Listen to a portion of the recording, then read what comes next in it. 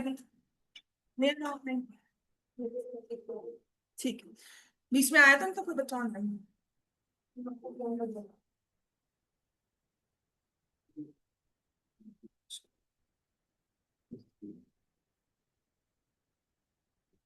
She won't be coming to.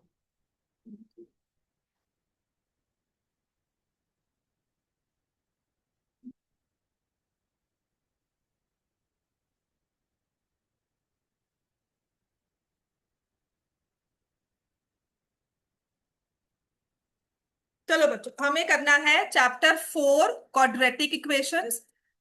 छोड़ दो अब चीजों को। कल मैंने बेसिक्स समझाए थे क्वाड्रेटिक इक्वेशंस और क्वाड्रेटिक पॉलिनोमियल्स में ग्राफिकली क्या फर्क होता है। ठीक है, हमने ये टॉपिक्स किए थे कवर कि क्वाड्रेटिक इक्वेशन और पॉलिनोमियल में क्या फर्क है। इक्वेशन की बात करते हैं तो हम लिखते हैं ax² plus bx plus c equal to 0। और पॉलिनोमियल में हम लेते हैं ax² plus bx plus c। दोनों में ही क्वाड्रेटिक इक्वेशन के अगर हमने लिए थे अल्फा एंड बीटा, यहां पर हम उन्हें बोलते थे जीरोस ऑफ पॉलिनोमियल। ठीक है, और यहां हम बोलते हैं they are the roots of the equation. ठीक है, या फिर बोलेंगे solution of the equation.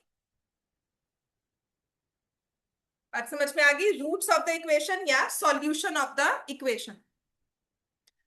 Solve करने के दो मेथड्स होते हैं। एक मेथड मैंने आपको कल करवाया था which is splitting of middle term. उसके 3-4 क्वेश्चंस मैं आपको करवा दूंगी, छोड़ दो उसको, उसको नंबर ना नहीं आएंगे इससे। ध्यान उधर लिख, जो लिख रही लिखवा रही। ठीक है, तो हमारे पास सॉल्विंग के दो मेथड्स होते हैं। एक होता है फैक्टराइजेशन, जिसे हम बोलते हैं splitting of middle term.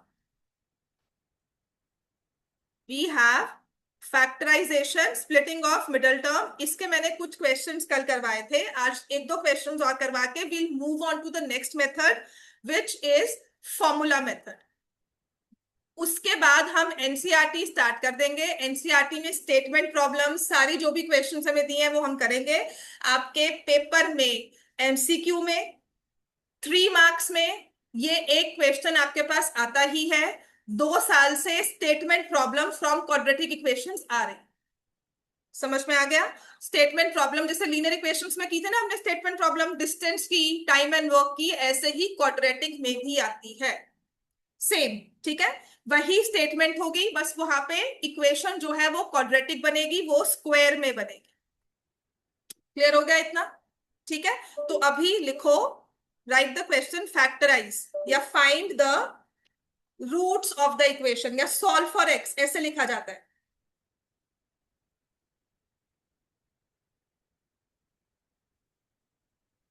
Solve for x.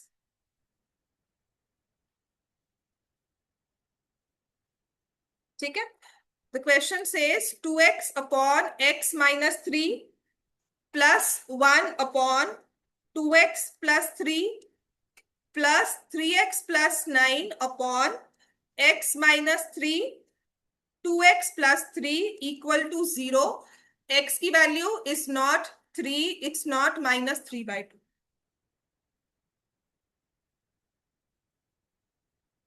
ठीक है, तो इसमें हमें क्या करना है, this is solve for x. ऐसा क्वेश्चन अगर पेपर में आएगा 3 मार्क्स के लिए, जो कि बहुत चांसेस है आ सकता है, आपको कुछ नहीं करना है, आपको पहले इसे सॉल्व करना है। एक इस फॉर्मेट में इसको लेकर आना है, ax² plus bx plus c। तो उसके लिए हम पहले क्या करेंगे, एलसीएम लेंगे।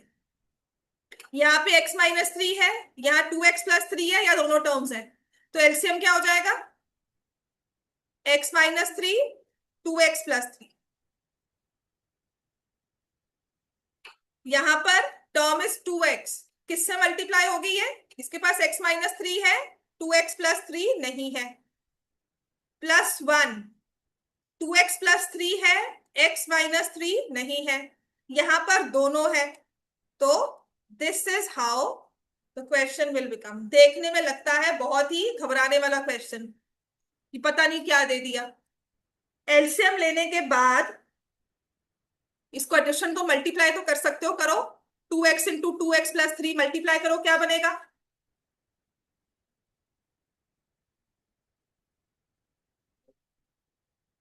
4x² plus 6x plus x minus 3 plus 3x plus 9 equal to 0।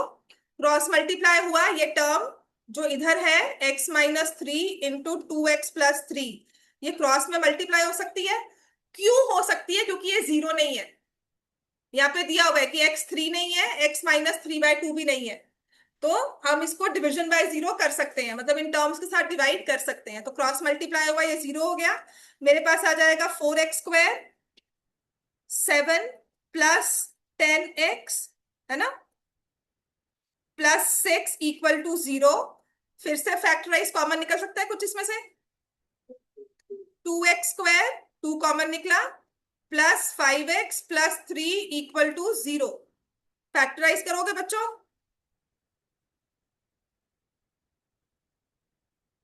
2x² plus 5x plus 3। हाँ जी, फैक्टर्स करने आते हैं हमें ये। तो जब भी आपको क्वाड्रेटिक पॉलिनोमियल में इरैशनल कोएफिशिएंट्स आते हैं ना, जहाँ पे √2 वाले क्वेश्चंस थे कि √2x², आप कह रहे थे उसको सॉल्व कैसे करोगे, तो यहाँ पर मेथड एग्जिस्ट करता है जिसके साथ आप वो क्वेश्चन के रूट्स निकाल सकते हो इन केस आपसे वो सॉल्व नहीं।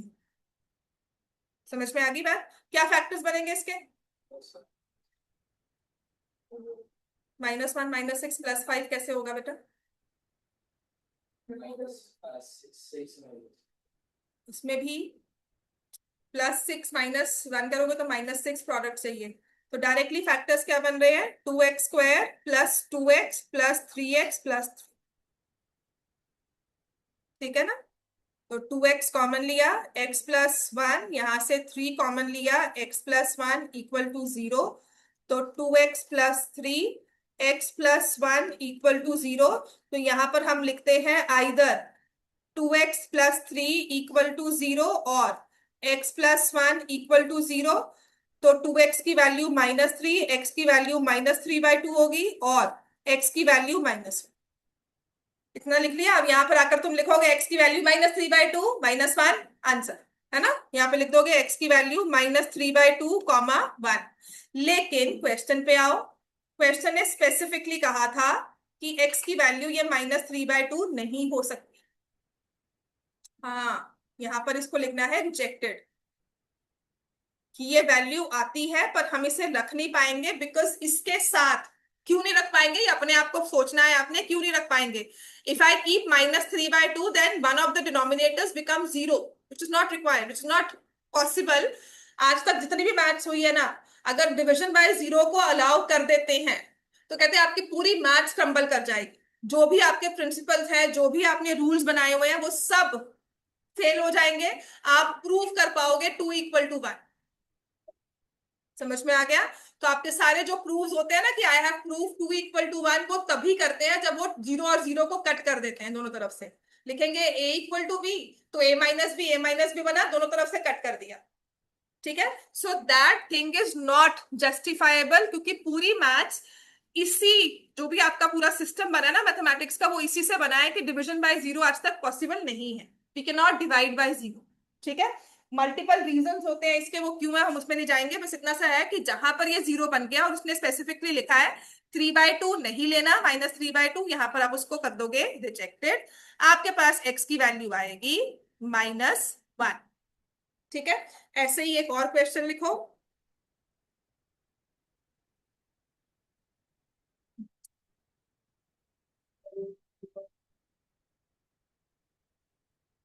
ठीक है, the question says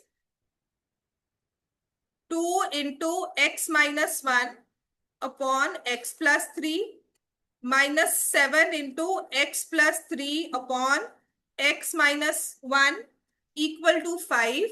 x is not equal to 1, -3। थोड़ी बहुत मेहनत तो हम कर सकते हैं ना, ठीक है।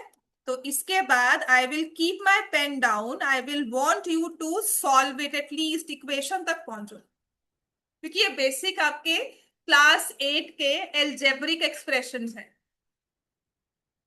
एलसीएम क्या लोगे, फिर एलसीएम लेने के बाद टर्म्स क्या बनेंगी न्यूमरेटर की, फिर उन्हें मल्टीप्लाई करना है, मल्टीप्लाई करके लाइक टर्म्स को ऐड सब्ट्रैक्ट करना है, इकट्ठा करना है, इतना काम हमें करना आना चाहिए। समझ में आ गई बात? चलो बच्चों जल्दी। x+3 है, यहाँ पर x-1 है, तो यहाँ पर एलसीएम क्या हो जाएगा? लिखो एलसीएम क्या होगा? x+3 into x-1। मैं उत्तर तभी आई हूँ, मैं लिखती हूँ, तुम कॉपी करते हो, बस काम खत्म। दिमाग लगाना पड़ेगा, बिना लिखा हुआ कुछ और आपको लिखना पड़े ना तो उसमें लगता है दिमाग। समझ में आ गई बात ये? है ना? एलसीएम सबने लिख लिया, x+3 x-1। अब यहाँ पर क्या मल्टीप्लाई होगा? 2 इंटू x-1 है, इसके साथ क्या मल्टीप्लाई होगा? x-1। यहाँ पर क्या है? x+3 है, तो x इंटू x+3 हो जाएगा, ठीक है ना? इक्वल टू 5 लिखो, मल्टीप्लाई करो, गेट द आंसर।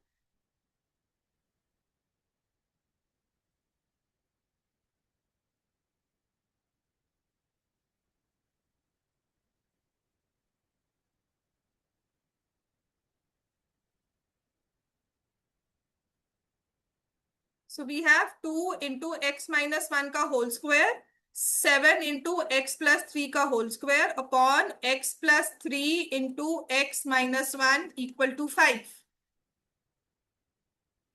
तो यहां से 2 x-1 का होल स्क्वायर क्या होता है? एक्स स्क्वायर प्लस 1 -2x -7 है। x+3 का होल स्क्वायर क्या होता है? बोलो। X square plus 9 plus 6x। अच्छा, क्रॉस मल्टीप्लाई कर दूं, यहाँ 5 है, x+3 इंटू x-1 मल्टीप्लाई करो।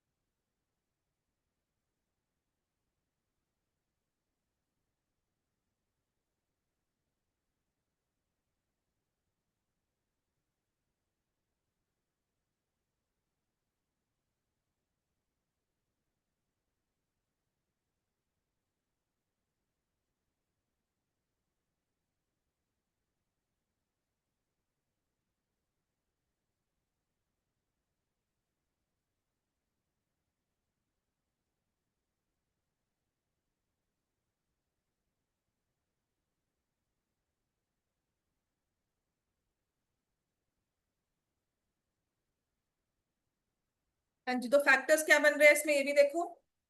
5x² plus 28x plus 23 equal to 0।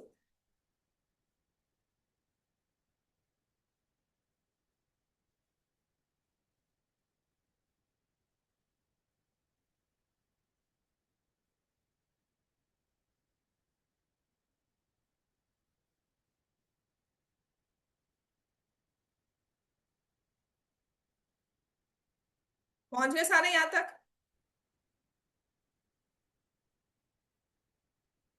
खुद से सॉल्व किया है कि देख देख के लिखा है बस? खुद से भी किया है, खुद से ही करो बेटा, इतना तो कर लो। इसके बाद तो फैक्टराइज करना है, तो सोचना है कि क्या करना चाहिए हमें।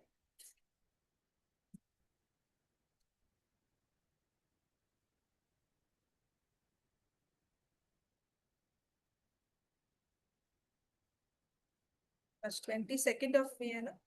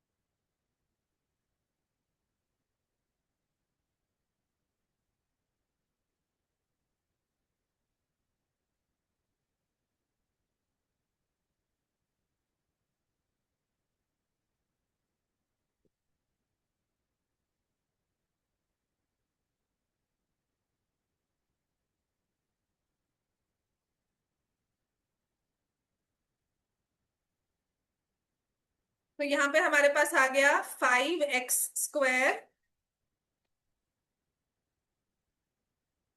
5x² plus 23x plus 5x plus 23 equal to 0। यहां से x कॉमन लिया 5x प्लस 23 और यहां से 1 कॉमन लिया 5x plus 23। So the factors become x plus 1, 5x plus 23 equal to 0, जिसे हम लिखेंगे either, which means x plus 1 equal to 0 or 5x plus 23 equals to 0। 5x plus 23 equal to 0, तो x की value -1 और x की value -23/5। दोनों में से कोई भी आंसर आ सकता है। ठीक है। अच्छा, थोड़े से ना डिफिकल्ट वाले क्वेश्चंस वो भी करवा रही हूँ अभी।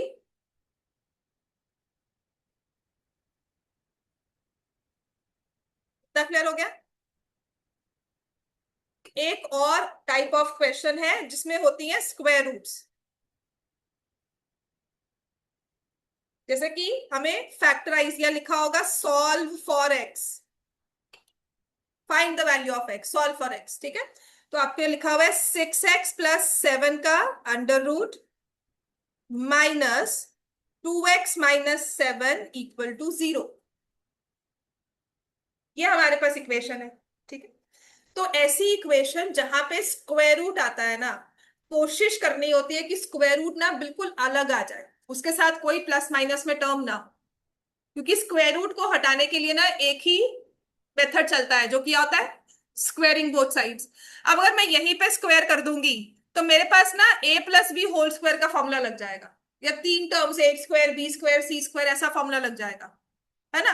तो मेरे पास अब एक तरीका है कि उससे भी हम कर सकते हैं, पर वो लंबा वे है जाने का, कि गलियों में से घूम घूम कर हम निकल रहे हैं। अब डायरेक्टली मैं क्या करूंगी, square root 6 plus 6x plus 7 को मैंने यहां लिख दिया, और ये पूरी की पूरी टर्म यहां भेज दी। भेज सकते हैं ना, माइनस का साइन यहाँ प्लस हो गया। अब कर दो स्क्वेयरिंग बोथ साइड्स, बहुत ही एफर्टलेसली तुम्हारा स्क्वायर रूट का साइन इक्वेशन से चला जाएगा। ठीक है। जब आपने स्क्वेयरिंग बोथ साइड्स की तो तुम्हारे पास ये आया।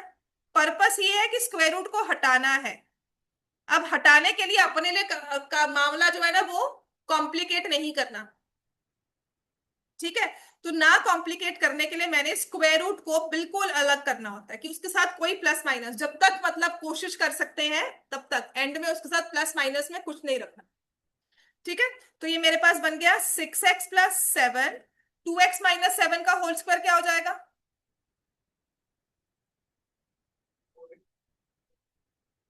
2x का होल स्क्वायर प्लस 7 का whole square minus 2 into 2x into 7। तो ये आ गया 6x plus 7 equal to 4x² 49 minus 28x। तो 4x² minus 28x minus 6x plus 49 minus 7 equal to 0।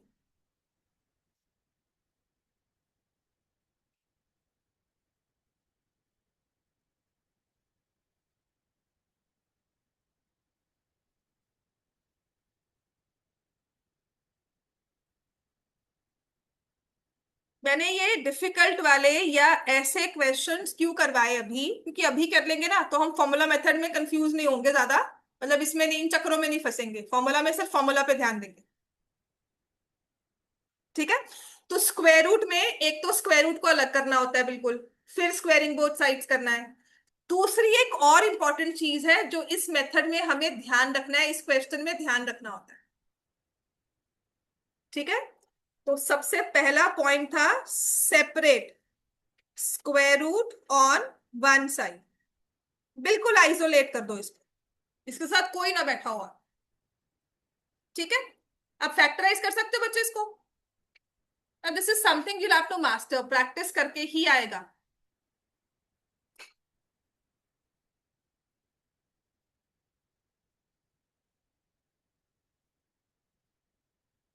करो फैक्टराइज।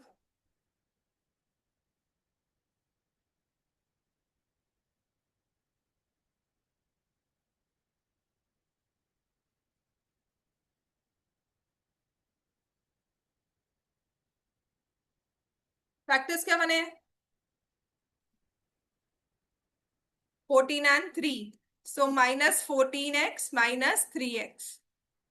So 2x कॉमन लिया, x minus 7 minus 3 कॉमन लिया, x minus 7 equal to 0. 2x minus 3 आ गया और x minus 7 इक्वल टू 0 आ गया, जिसे आपने लिखा either 2x minus 3 equal to 0 और x minus 7 इक्वल टू 0. तो x की वैल्यू 3/2 और x की वैल्यू 7 आ गई. तो यहां पर आकर खुश नहीं हो जाना कि हमारी दो वैल्यूज आ गई. स्क्वायर रूट की second most important thing is always always always always कुछ भी हो, always verify the values. Verify का मतलब क्या होता है? Values of x. ये दो चीजें करनी ही करनी है. वेरीफाई का मतलब क्या होगा? मतलब मैं कह रही हूँ उसको डाल कर देखनी है कि हमारा जो इक्वेशन है वो होल्ड कर भी रहा है कि नहीं. फॉर एग्जाम्पल 7 पुट किया, ठीक है. फॉर एग्जाम्पल आई पुट 7 है, तो क्या होगा? 6 into 7 प्लस 7. 6 7 का क्या होता है? 42. 42 प्लस 7 कितना हुआ? 49. 49 का स्क्वायर रूट करोगे, लेफ्ट हैंड साइड में 7 आ गया. ठीक है, ये ओरली करना होता है, इसको दिखाना नहीं है. दिखा भी सकते हो, आपकी अपनी है, पर ओरली जरूर करना है. अब 2x माइनस 7 में पुट करो. 2x into 7 minus 7. 14 माइनस 7 7. हाँ जी, दोनों left hand side right hand side. बिल्कुल ठीक है. तो ये वैल्यू तो एक्सेप्टेबल है, हमारा सिस्टम उठा लेगा ये वैल्यू. लेकिन जब तुम 3/2 पुट करते हो, करे 3/2 पुट, है ना? ये अब आप सबने ना पुट करके देखना है. 3/2 पुट करके क्या बताओ, left hand side right hand side के इक्वल आता है? देखो देखो. नहीं आएगा, क्यों नहीं आएगा? हाँ, यहाँ पे 16 आ रहा है, तो 16 आने से क्या हो जाएगा? 4 तो बन जाएगा ना. तो ये 3 आ गया. 3 3 9. 9 प्लस 7 क्या हुआ? 16. 16 का स्क्वायर रूट क्या हुआ? 4. यहां पर 3 माइनस, यहां आ गया -4. तो तुम कह रहे हो लेफ्ट हैंड साइड में 4, राइट हैंड साइड में -4, क्या जस्टिफाइड है? क्योंकि हमने स्क्वेयरिंग किया था ना, तो स्क्वायर ने ना 3/2 वैल्यू भी ली कि तुमने तो बाद में स्क्वायर करना है, तुम्हारे पास 4 हो -4 हो, तुम्हें क्या फर्क है? लेकिन हमारी इक्वेशन तो स्क्वायर रूट में है. बात समझ में आ गई? तो 3/2 को हम करेंगे रिजेक्टेड. 3/2 होगा रिजेक्टेड. तो always cross check the answers that you will get. 95% एक वैल्यू रिजेक्ट होती है. कोई एक 5% केसेस होंगे जहां दोनों वैल्यूज एक्सेप्टेबल होंगी. वो क्वेश्चंस कौन से हैं वो मेरे पास सेग्रीगेट नहीं है कि यहाँ पे दोनों आ गई. ठीक है, वरना एक कोई ना कोई वैल्यू रिजेक्ट होती ही है, क्योंकि हमने स्क्वेयरिंग किया है, तो स्क्वेयरिंग ने दोनों वैल्यूज उठाई, प्लस भी माइनस भी, लेकिन हमें लेनी है जो पॉजिटिव ही रखे आंसर. समझ में आ गया इतना? ऐसे एक नेक्स्ट क्वेश्चन देती हूँ, लिखो. समझ में आ गया ना? यहाँ पे x की वैल्यू क्या होगी? 7. राइट. नेक्स्ट लिखो everyone. We have 2x plus 9 का square root plus x equal to 13. Solve for x.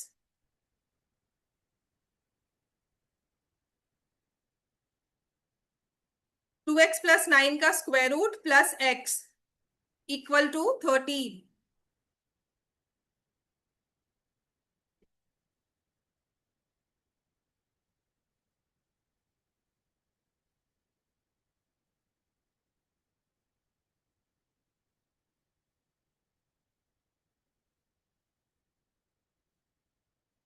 तो यहीं पे स्क्वेयरिंग कर देंगे.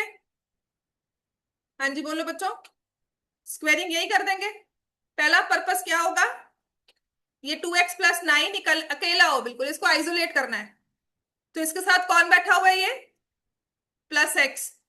तो आइसोलेट करने के लिए इस प्लस एक्स को यहां भेज देंगे. तो ये हो जाएगा square root of 2x plus 9 equal to 13 minus x. अब करेंगे स्क्वेयरिंग बोथ साइड्स.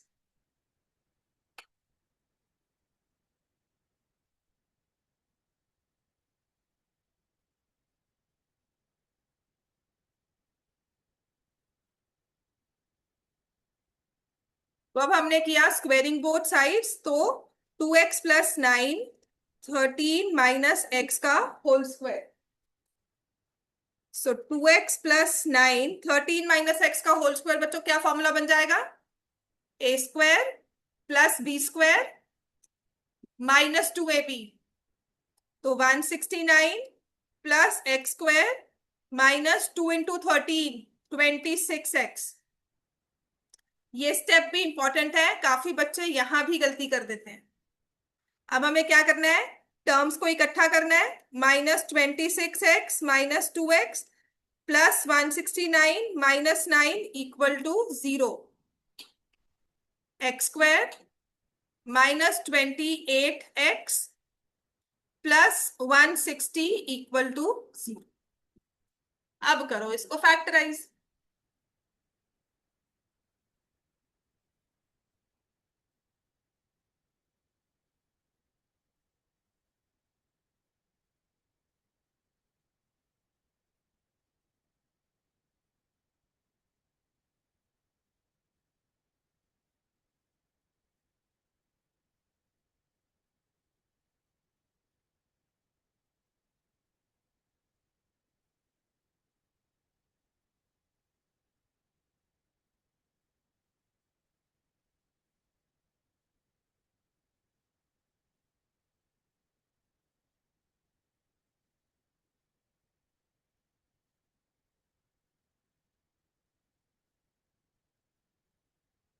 फैक्टर्स बन गए सबके?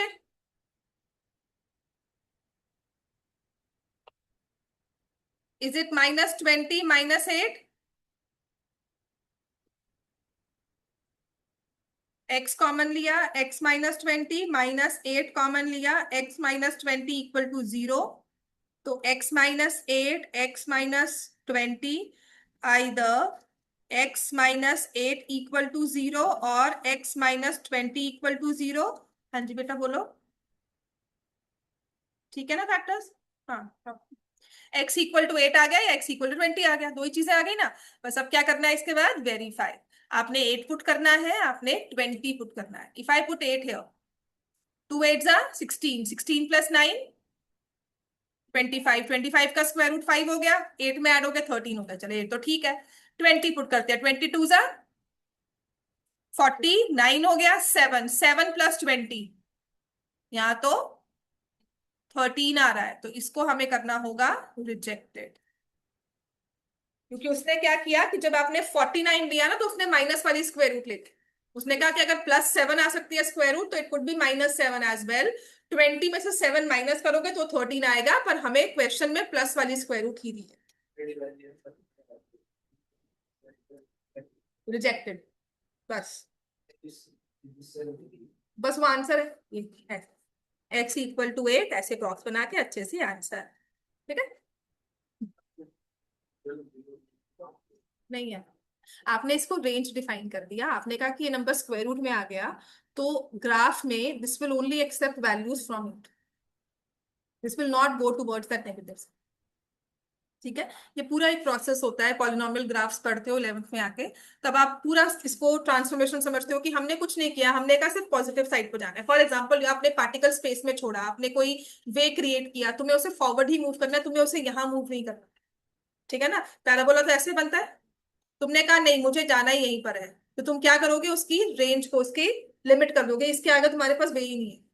जैसे वो हाई जो 1 वे लगा दिया, 9 वे लगा दिया तुम्हारे आगे, तुमने गेट लगा दिया कि तुम अंदर जा ही नहीं सकते। तो ये वो पैसेजेस, एक ब्लॉकेजेस क्रिएट करना होता है कि हमने स्क्वायर रूट डाल दिया। बात समझ में आ गया? तो रिमोट सिस्टम्स बनते हैं सारे, वो इस तरह से इसी कॉन्सेप्ट के थ्रू बनते हैं कि वी गिव ब्लॉकेजेस की नंबर कनेक्शन ऐसे ही हो, या फिर जो पाथ क्रिएट हुआ है तो वही पाथ क्रिएट हो, किसी और पाथ पर डाइवर्ट ना हो किसी चीज का। तो दैट इज दैट। ठीक है? बाकी देख मुझे भी नहीं पता, but this is somehow I structure या फिगर आउट की कुछ ऐसा ही होगा होगा। अब लिखो, ये वेरी इंपॉर्टेंट क्वेश्चन है, very very important question for 3 marks. ठीक है? आपके फाइनल्स में, बोर्ड्स में आ सकता है, बोर्ड में नहीं तो किसी ना किसी टर्म में आ सकता है, कोई टेस्ट में आ सकता है, या फिर अब सभी स्कूल्स में ना आए, किसी एक स्कूल में आ सकता है। ठीक है? ये ऐसा क्वेश्चन है जो बोर्ड्स में आया भी हुआ है और बहुत बार टीचर्स डालते भी हैं। This question is if have to solve for x. ठीक है? 3 मार्क्स में आया भी हुआ है, बोर्ड्स ने भी बहुत बार दिया है क्वेश्चन ये अपने प्रैक्टिस पेपर में। है ये इकलौता एक क्वेश्चन, इसके जैसा एक और है, दोनों को एक तरह से ही करना है, लेकिन देखकर लगता है इनसे डर कि ये पता नहीं क्या दे दिया हमें, क्या करेंगे सोचते हैं, कुछ ना कुछ गड़बड़ करते हैं। सबसे पहला रूल इक्वेशन सॉल्व करने का आपका क्या होता है? आपको सबसे पहली चीज क्या सिखाइए इक्वेशंस में? एलसीएम। दूसरी? फिर और क्या सिखाते हैं? Cross multiply. और सबसे बेसिक सेंस की जो वेरिएबल है उन सबको एक तरफ इकट्ठा कर, है ना? वो तो हमने सिंप्लीफिकेशन के रूल्स देखे कि एलसीएम लेना है, वो लेना है, लेकिन हमारा बेसिक प्रिंसिपल क्या होता है कि जो आपके वेरिएबल है ना, एक्स को एक्स की जगह ले आओ, वाई को वाई की जगह ले आओ, एक्स स्क्वायर को ले आओ, हम वही करते हैं ना। उसके बाद भी सॉल्व। अब क्या करना है, ये टर्म में एक्स है और ये टर्म में एक्स है, तो इन दोनों को इकट्ठा कर देंगे, बाकी सभी टर्म्स को एक साइड पे रखेंगे। इक्वेशन जितना देखने में डरावना लग रहा है ना, उतना ही इजी है। ठीक है। So will write 1/a plus 1/b equal to 1/a plus b plus x minus 1/x। अब ले लो एलसीएम, बस इतना सा काम है। जिसने ये क्वेश्चन ऐसे कर लिया ना, जिसने पहले स्टेप में लिख लिया, वो क्वेश्चन सॉल्व कर जाएगा, क्योंकि तुमने एलसीएम भी बोल दिया, तुमने क्रॉस मल्टीप्लाई भी बोल दिया, सब कुछ बोल दिया, वो सब करना है। The first basic thing is to bring the terms of x together. ठीक है। तो यहाँ पे एलसीएम लिया बच्चों, क्या आएगा? ए बी, ऊपर आ जाएगा ए प्लस बी, राइट। यहां पर एक एलसीएम लेते हैं, एक्स इंटू ए प्लस बी प्लस एक्स। यहाँ पे एक्स आ गया और यहाँ क्या आ गया? A plus b plus. समझ में आ गया इतना? अब हमारे पास है a plus b upon a b. चलो यहां पर भी ओपन करते हैं, x minus a minus b minus x upon x a plus b plus x. Plus x minus x cancel हो गए।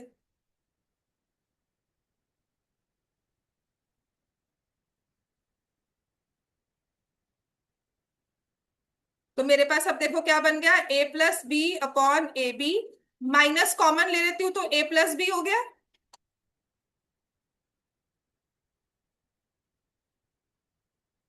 और कुछ दिख रहा है अब इसमें? यहां पर भी ए प्लस बी है, यहां पर भी ए प्लस बी है। काट दे, बिल्कुल काट देंगे। तो अब तुम्हारे पास बन गया 1/ab minus 1/x a plus b plus x. अब क्या रहा? अब कर लेंगे cross multiply, x a plus b plus x minus a. ठीक है। तो a x plus b x plus x square, इस ए बी को भी मैं यहां लेकर आ रही हूं, और ये सिर्फ टर्म्स को रीअरेंज करना है। ये पकी पकाई खीर नहीं होती कि फैक्टर्स के लिए भी नहीं सोचना आपको, वो चीज है ये। सिर्फ इसके इनिशियल स्टेप्स में हमने सॉल्विंग सही से की है, जिसमें मैंने कहा एक्स को इकट्ठा लेकर आओ, बस। उसके बाद इसका लास्ट स्टेप जितना मुश्किल ये शुरू हुआ था ना, उतना इजी। पहले एक्स स्क्वायर के टर्म को लिखूंगी, फिर ए एक्स आ गया, फिर बी एक्स मतलब एक्स की टर्म्स आ गई, और फिर ए बी आ गया। क्या इसको फैक्टराइज करने की जरूरत है? कि ऑलरेडी फैक्टराइज तुम्हारे पास है। सोचो, इसमें से क्या कॉमन लोगे? पहली दो टर्म्स में से क्या कॉमन लोगे? वरदान, इसमें से क्या कॉमन लोगे? यहाँ एक्स स्क्वायर है, यहाँ ए एक्स है, एक्स कॉमन ले लोगे, ये आ गया एक्स प्लस ए। बिल्कुल ठीक है। यहाँ क्या कॉमन लोगे? बी कॉमन ले लोगे। बताओ, पूरा फैक्टर तुम्हारे पास है यहाँ पर। जितना डरावना स्टार्ट है ना कि क्या करना है, उतने ही एंड में इसने इजी सॉल्विंग रखा हुआ है कि तुम्हें काम करने की जरूरत कुछ नहीं है। बस पहली चीज फिगर आउट कर लो। तो दो एक्स की वैल्यूज आ गई, माइनस ए माइनस, कुछ नहीं चेक करना, एक्स की वैल्यू माइनस है, एक्स की वैल्यू माइनस बी, बिल्कुल हो सकती है। समझ में आ गया? आइदर एक्स इज माइनस ए और एक्स इज माइनस बी। अब इसी के जैसा एक और क्वेश्चन है, लिख लिया सबने ये? ठीक है। अभी वही कर लो क्लास में। कल आपको फॉर्मूला मेथड करवाऊंगी। संडे और मंडे आपकी छुट्टी है, Monday will be an off. Tuesday को मोस्ट प्रोबेबली तो क्लास है, अगर नहीं होगी तो मैं इन्फॉर्म कर दूंगी। और उसके बाद रेगुलरली क्लासेस है। और एक आप मुझे बताओगे कि आपकी बाकी क्लासेस में छुट्टी कब हो रही है। लास्ट 10 डेज पक्का है? चलो, मैं भी आपको उन्हीं लास्ट 10 डेज में छुट्टी हूँ। ठीक है।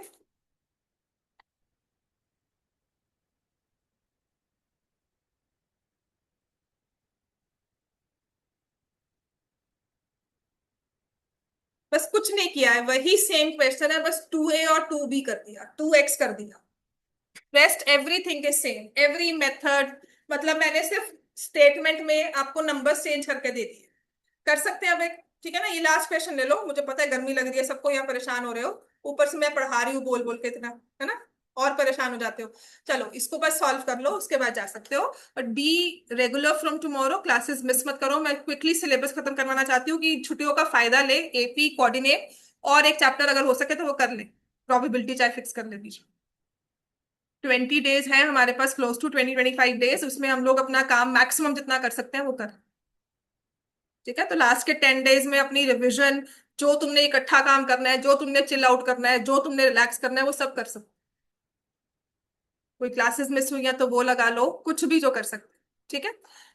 चलो इसमें भी क्या करेंगे, will get the terms of x together.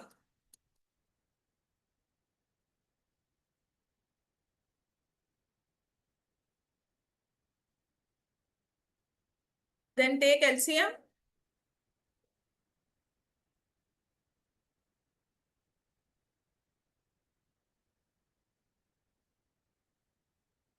And the same LCM here. इसके बाद तो सॉल्व कर सकते हो।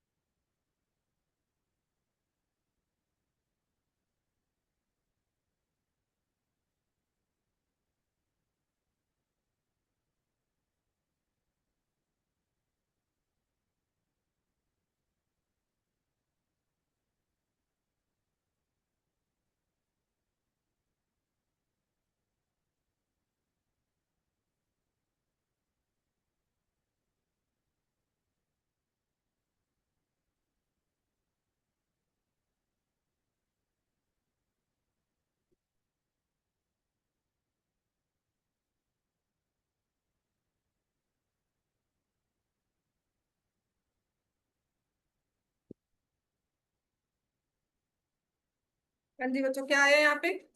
2x - 2a - b - 2x, बड़े हो आगे कि नहीं इसमें। 2x 2a + b + 2x, b + 2a/2ab। अच्छा, ये मुझे 2 और 2 दिख रहा है, मैंने यहाँ पे इसको हटा दिया। ये 2x और 2x कैंसिल हो गया, वही सेम चीज। ये है -(2a + b), नीचे हमारे पास है x, 2a + b + 2x, और यहाँ पर है b + 2a ab। तो ये टर्म कैंसिल हो गई। So what we get is -1/x, 2a + b + 2x, और यहाँ आ गया 1/ab। अब करना है क्रॉस मल्टीप्लाई। ठीक है, इसको मल्टीप्लाई किया, 2ax + bx + 2x² = टर्म्स इकट्ठा करके रीअरेंज कर लो। उसमें क्या होता है, पहले x² की टर्म को लेकर आ जाओ, फिर x की टर्म्स को लिख लो, और फिर जो विदाउट x वाली टर्म है उसको ले आओ। फिर से वही रीअरेंजमेंट तुम्हारे पास ऑलरेडी है। फैक्टराइज हुई हुई टर्म्स है, कुछ भी नहीं फैक्टर करने। ठीक है, तो ये आ गया 2x कॉमन लिया, ये आ गया x + a, यहाँ पर b कॉमन लिया, फिर आ गया x + a। तो 2x plus b into x plus a equal to 0। तो x की वैल्यू -a और -b/, दैट्स इट। x की वैल्यू -a -b/2।